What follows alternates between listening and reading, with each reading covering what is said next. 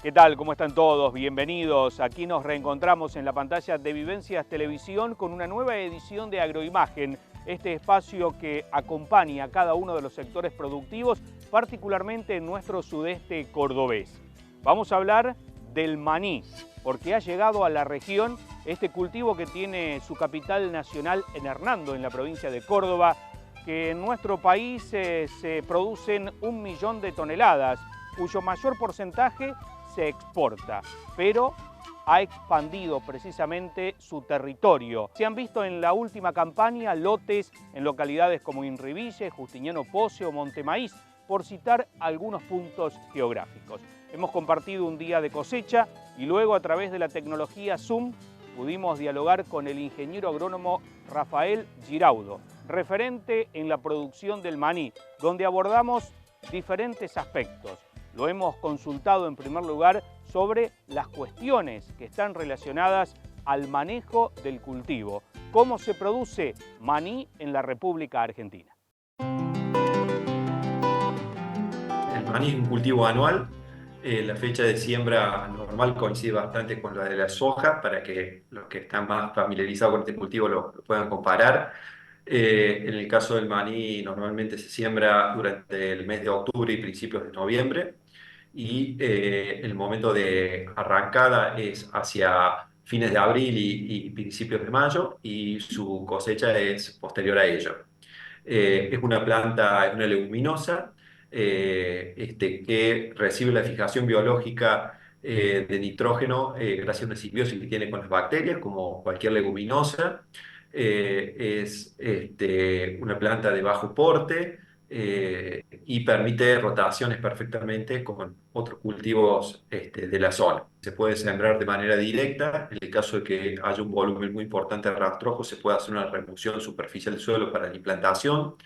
La semilla se siembra normalmente con sembradoras neumáticas, con distanciamientos de siembra a 70 centímetros o a 90 centímetros. Estos distanciamientos varían de acuerdo a la zona y a los países. En el caso de Argentina, el principal distanciamiento es a 70, pero actualmente, debido a que el maní empieza a correr su frontera hacia la zona este, se está sembrando también a 90, que tiene ventajas desde el punto de vista del arrancado.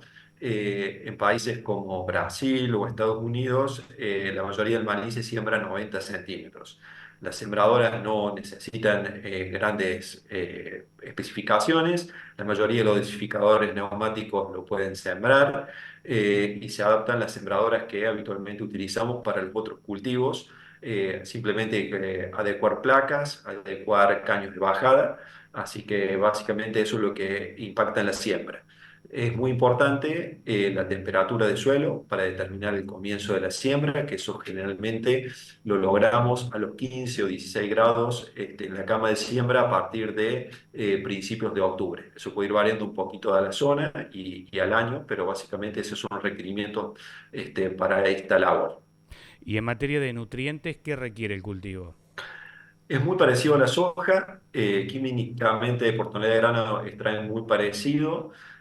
Son cultivos que no tienen grandes requerimientos de fertilización, y habitualmente lo que se puede fertilizar en un cultivo de soja se puede hacer en el cultivo de maní.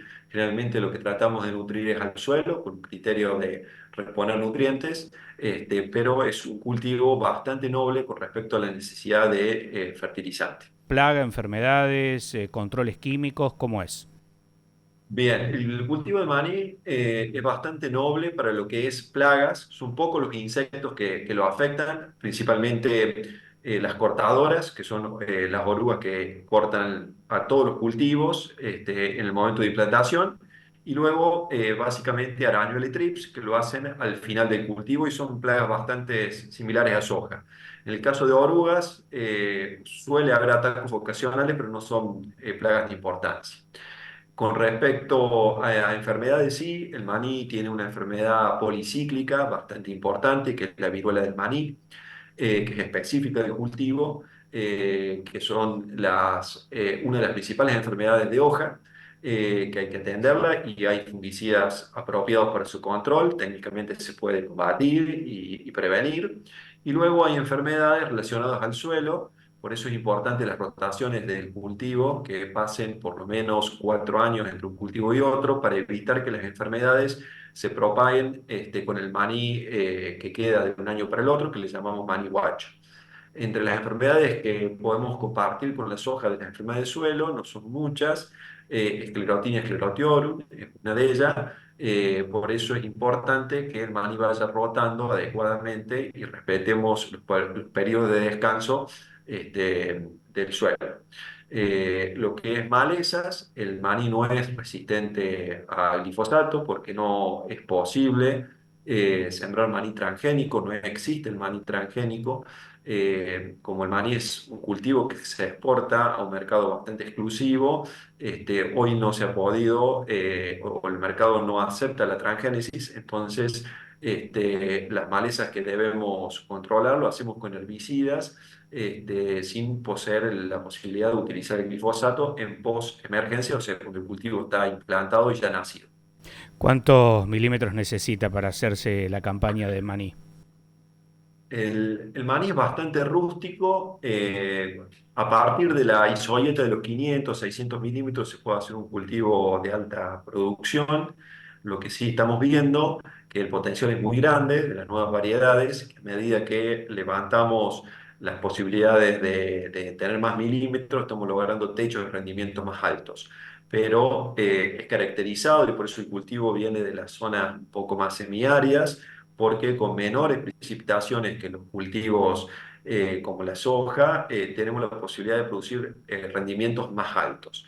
Esto básicamente está dado porque el maní es una planta indeterminada. Esto significa que puede seguir largando flores y frutos por mucho tiempo.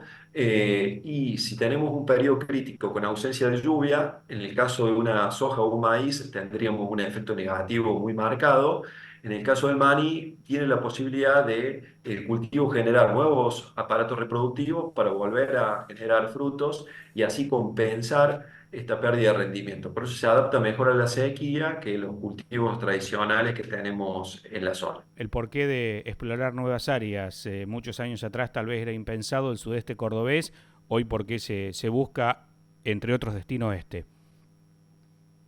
Bien, el cultivo, se han dado varios cambios, algunas tecnologías de producto y algunas tecnologías de proceso que están permitiendo esto, sumado a la posibilidad de generar un margen bruto diferencial para aquellos productores que siembran este cultivo.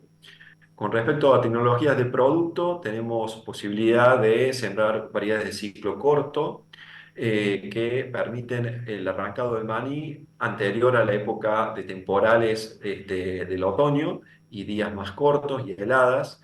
Eso es gracias, y hay que reconocerlo, por el trabajo de semilleros, gran parte de ellos locales, que están trabajando con la genética, semilleros que no solo han generado variedades de ciclo corto, con mayor potencial de rendimiento, sino también con tolerancia y resistencia a enfermedades.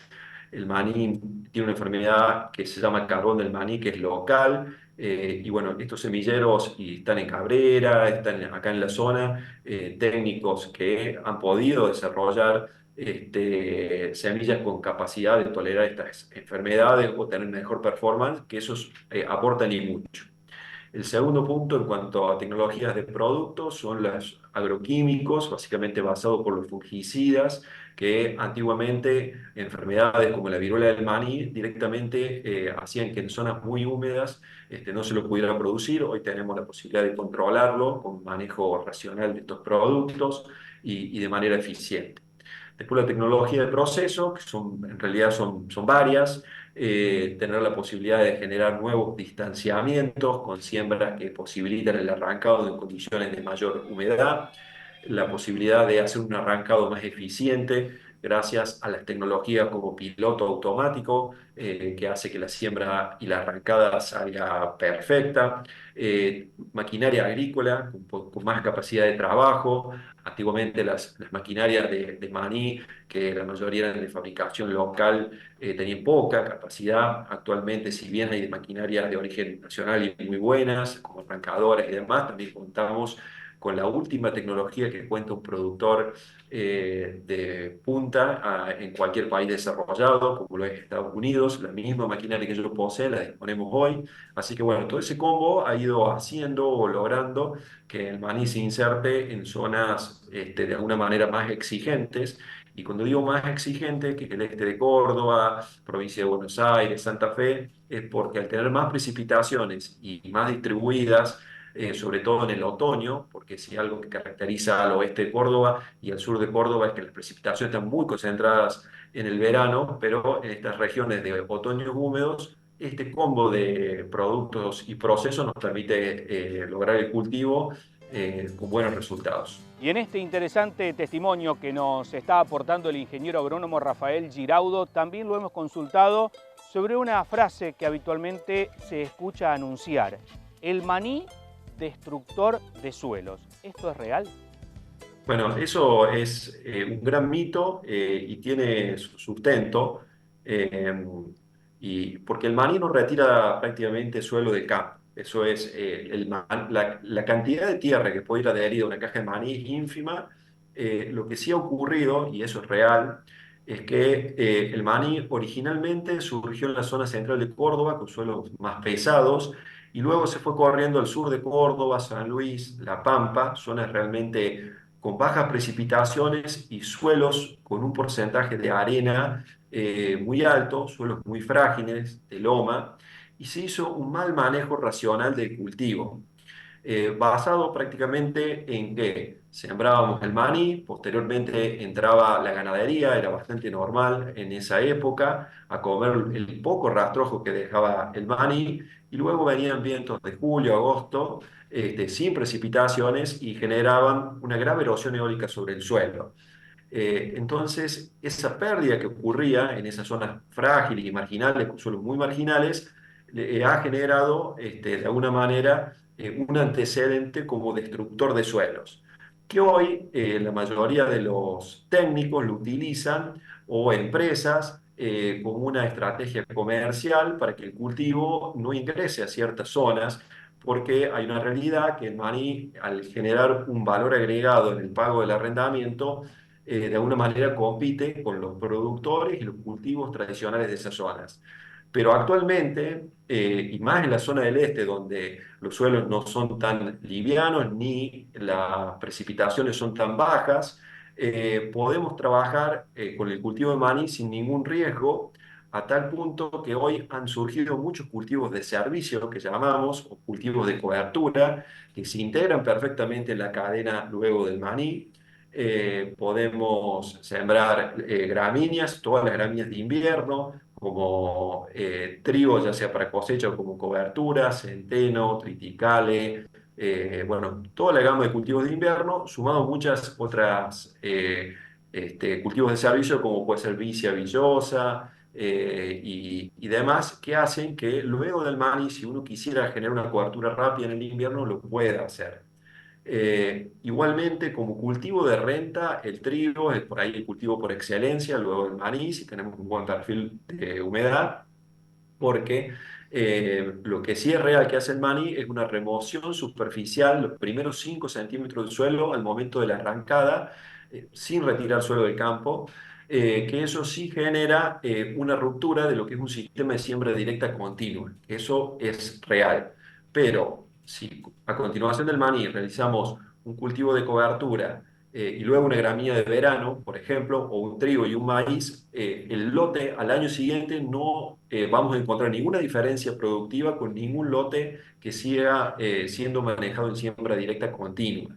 Es más, en muchas zonas a raíz de compactación superficial o a raíz de tránsito de maquinaria agrícola que ha generado huellas y demás, utilizan el maní como un cultivo descompactador de suelos porque suelen hacer alguna remoción de suelo para descompactar, tipo paratil o cincel, o directamente el maní de manera directa.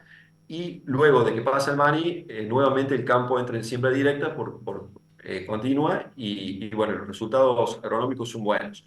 Yo creo que hay más de una cuestión de estrategia comercial de muchas empresas en criticar el cultivo que a conocerlo y saber realmente qué impacto tiene real en la fertilidad del suelo. A tal punto que en Hernando, que es la capital nacional del maní, aprovecho a comentarlo, que se hace una fiesta todos los años, ya estamos por la 70ª fiesta prácticamente, y los campos, obviamente que con estructuras mucho más frágiles que las del sudeste de Córdoba, siguen siendo productivos y el problema no es el cultivo, sino que es el manejo posterior que se le daba antiguamente. Bueno, ¿y cuál es el margen que tiene el cultivo? Porque en esto de lo económico uno escucha, bueno, los campos en los cuales se hicieron maní en el sudeste de Córdoba comparados a quintales de soja, el arrendamiento conviene más alquilarlo para maní que hacer los cultivos tradicionales. Es correcto, el maní tiene un rendimiento parecido al de soja, quizás superior en cuanto a potencial de rinde, y el valor del maní es bastante más alto que el valor de un quintal de soja. En campo propio, que es el análisis que tenemos que hacer, la renta se eleva muchísimo, por eso permite pagar arrendamientos más caros. Eso va variando o cambiando de acuerdo al precio relativo de la soja y a su vez el precio del maní, pero siempre hay un diferencial a favor de este cultivo con respecto a los otros en cuanto a margen bruto. En el campo que se hace maní ya se hace bajo la figura de contratos de una empresa que lo produce o se puede vender como los commodities. Antiguamente, la parte comercial del maní estaba referenciado a pocas empresas. Hoy hay más de 20 empresas que procesan y exportan el maní. Eso le permite al productor hacerlo de manera independiente y hay mucha competencia, entonces el mercado es bastante transparente y se puede hoy, de alguna manera, se pelean las empresas para conseguir clientes maniceros. Se puede hacer en la parcería o en sociedad, donde el dueño de campo aporta la tierra y el resto los aporta alguna empresa que haga esta producción, o se puede hacer un arrendamiento.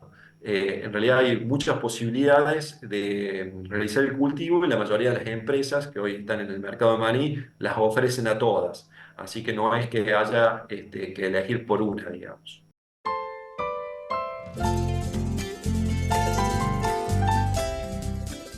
Aquí es tiempo de pausa, detenernos un momento. Vamos a cumplir con los anunciantes del programa y al regreso seguimos hablando precisamente sobre todos los aspectos que están relacionados al cultivo de maní en la República Argentina y que ha llegado al sudeste cordobés.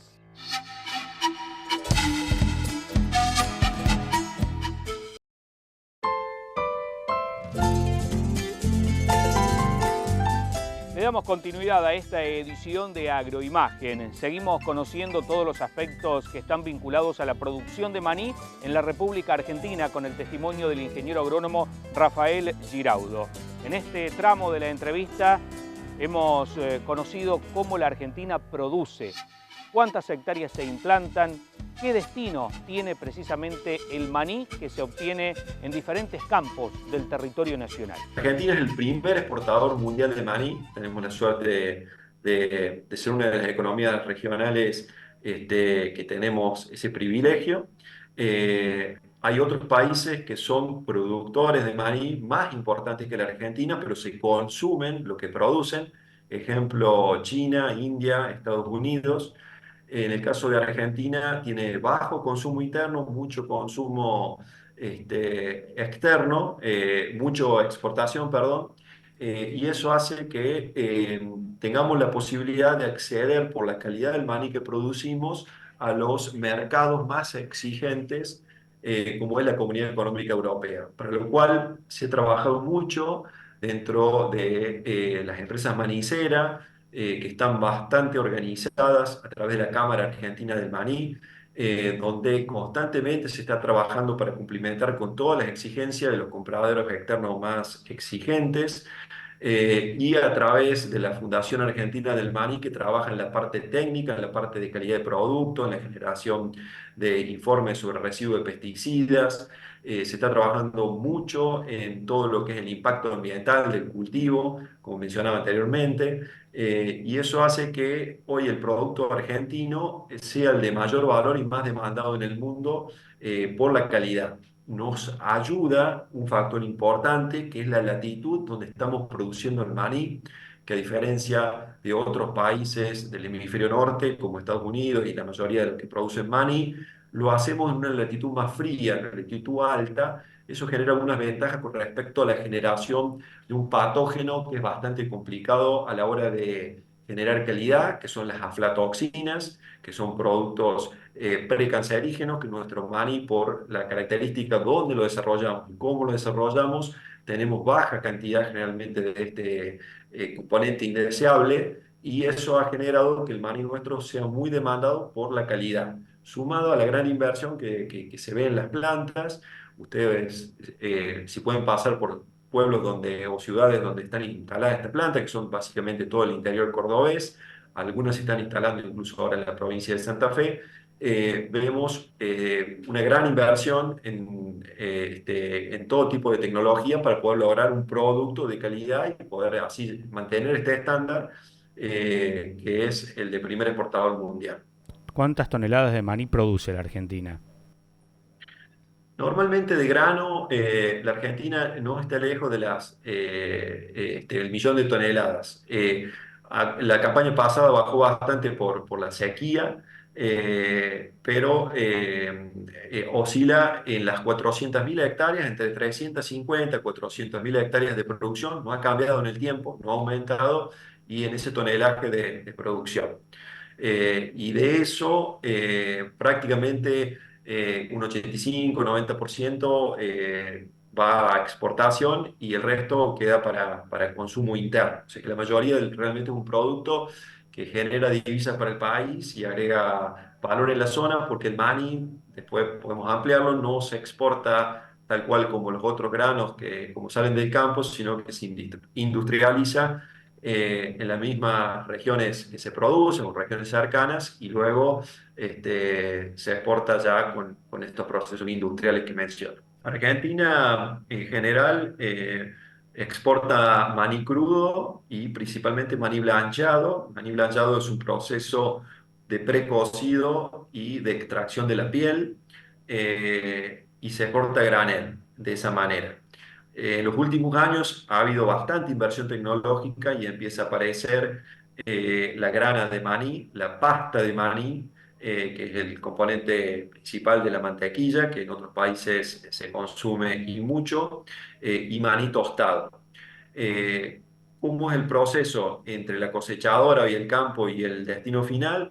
Básicamente se cosecha en caja, que es la vaina que todos conocemos, que va el grano incorporado en los camiones desde el campo hasta las plantas. Allí es acondicionado, sacando todos los productos no deseados como tierra, palitos, cuerpos extraños, piedritas, etcétera, y acondicionando su humedad y almacenado en celdas. Luego de ese almacenamiento en celda, ingresa a la parte de lo que es proceso, que inicialmente se hace un pelado de la vaina de maní, generando por un lado la cáscara, que antiguamente era un residuo y se quemaba. Hoy hay avances importantes con respecto a eso, y continúa el grano, el proceso de selección y tamaño. Posteriormente se selecciona y tamañado, que generan granos de diferentes calibres o tamaños, granos partidos y algunos granos de muy mala calidad que van a un proceso de aceite. O sea, lo que va a aceite es prácticamente el grano de muy mala calidad y dañado. El resto de los granos pueden ser exportados como sí, así tal cual, en crudo, o los procesos que les mencionaba anteriormente para llegar a los subproductos que mencionaba. Eso se genera todo dentro de industrias que están radicadas dentro de lo que es el centro de Córdoba, básicamente, en este momento. Bien, ¿el mejor grano el que se exporta? ¿El que consumimos acá también tiene calidad? Entiendo que la mayoría de las plantas que venden aquí en el interior venden un grano de buena calidad, pero la exportación obviamente que es sumamente exigente en todos los aspectos por eso termina yendo la mayoría del grano a exportación por la buena calidad y la posibilidad que tiene el mercado internacional para convalidar precios altos y significativos. Pero bueno, hay empresas que están vendiendo en el mercado local productos de muy alta calidad también. Lo que sí, hay un mito con respecto a qué se vende afuera. No se vende maní con chocolate, no se vende garrapiñada, ese tipo de productos. Son muy pocos los que llegan, porque la mayoría de los países desarrollados tienen muchas leyes antidumping que lo que hacen es favorecer su industria local, entonces no nos permiten entrar con la bolsita pequeña. Si hay un trabajo que se viene ganando y se viene haciendo todos los años y se viene trabajando muy fuerte para ir incorporando en muchos lugares, y así ocurre en base de menor tamaño, pero lo normal es a granel y por volumen. Porque luego el maní se termina industrializando finalmente en los países destino. Rafael, ¿y qué se hace con la cáscara? Bien, la cáscara es significativa. Antiguamente, como les decía, era un subproducto indeseado que se terminaba quemando, generando emisiones y daño al ambiente. Ya desde hace muchos años empezó un proceso en el cual, como tantas otras industrias, se empieza a generar valor agregado y pasa a ser un componente de rendimiento o de rentabilidad el hecho de producir cáscara. Uno de los destinos importantes, la utilización en el ganado para la alimentación de ganado bovino como fuente de fibra en los feedlots, está altamente demandada, porque es la fuente de fibra o una de las fuentes de fibra más baratas y económicas para la utilización. Y lo que ha aparecido en los últimos años, que muchas empresas han instalado, son plantas de producción de bioenergía a través de la cáscara. Esa energía se genera y se vuelca al sistema interconectado eléctrico, generando un valor agregado importante desde todo punto de vista, porque ayudamos a contribuir a lo que hoy en el país es un recurso limitado y escaso, que es la energía eléctrica, y a través de un producto que antes era un problema, hoy se genera esta energía. Después hay usos menores de la cáscara para otros usos, pero esos son los dos principales y fundamentales.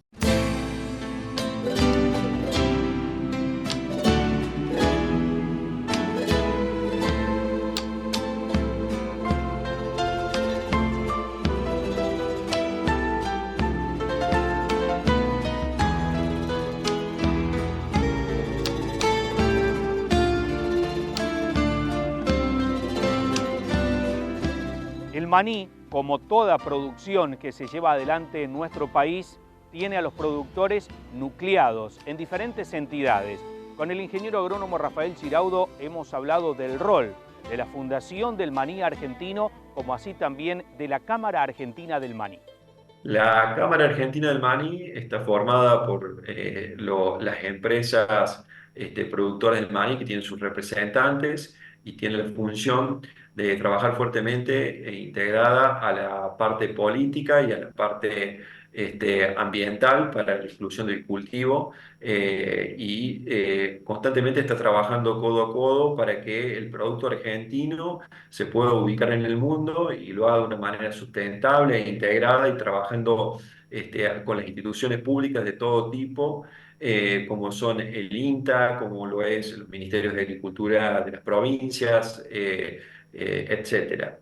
Dentro de la Cámara Argentina del Maní hay un presupuesto que se vuelca a la Fundación del Maní Argentino, donde tiene un perfil técnico esta institución que trabaja con varios focos, pero los dos principales son generar un maní de calidad, sin residuo de pesticidas y a través de sus ensayos y logrando una mejora continua de la producción del cultivo en la Argentina.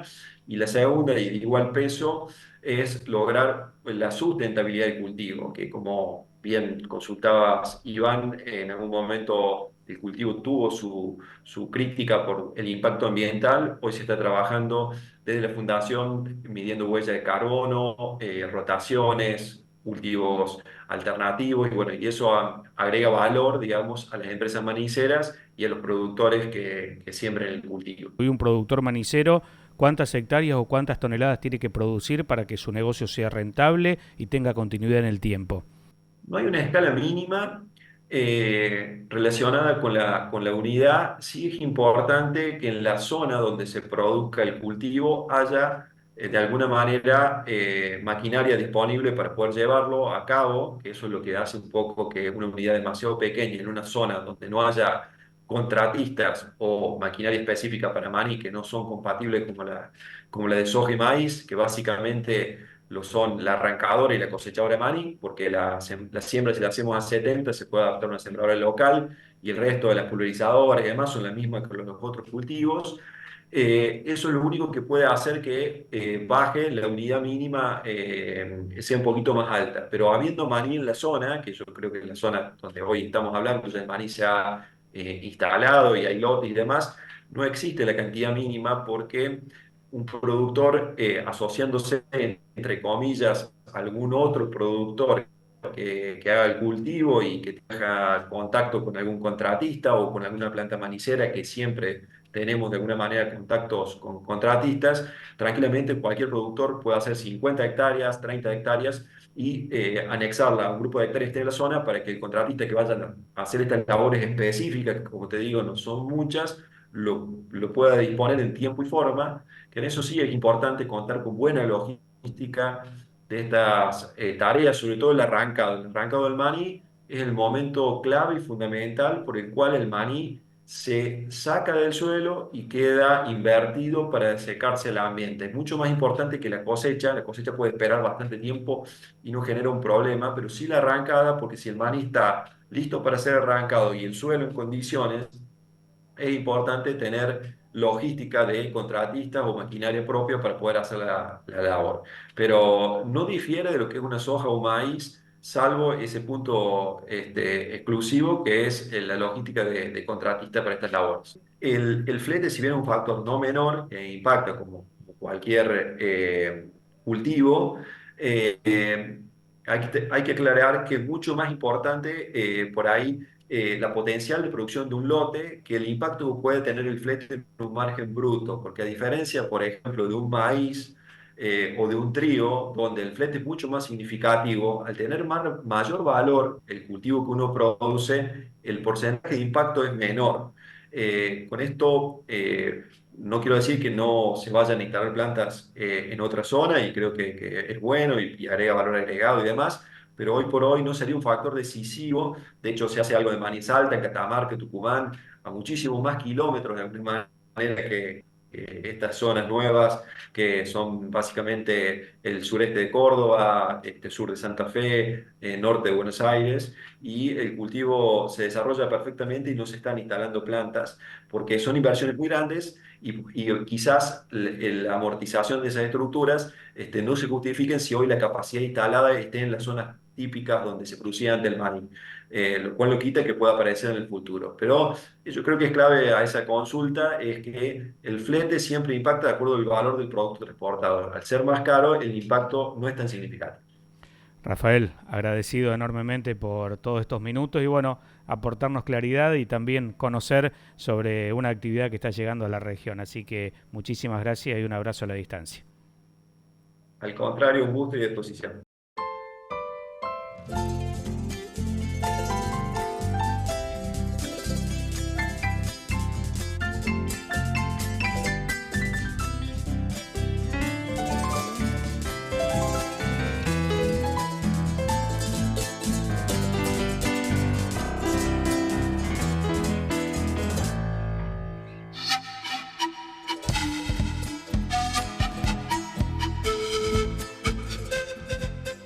Amplio testimonio, importantes conceptos que nos ha dejado el ingeniero agrónomo Rafael Giraudo, que nos permite conocer y dimensionar sobre el cultivo del maní, que ha llegado, podríamos decir, por primera vez al sudeste cordobés, con lotes implantados en diferentes localidades. Un cultivo que, si bien lo teníamos relativamente cerca, porque la capital nacional es en Hernando, algo más de 120, 130 kilómetros de Montebuey, los aspectos nos hacen interiorizarnos en una alternativa que tiene el productor agropecuario. Nuevamente el agradecimiento al ingeniero Giraudo. Nosotros vamos a establecer la pausa, el último corte. Volvemos con el tramo final de Agroimagen.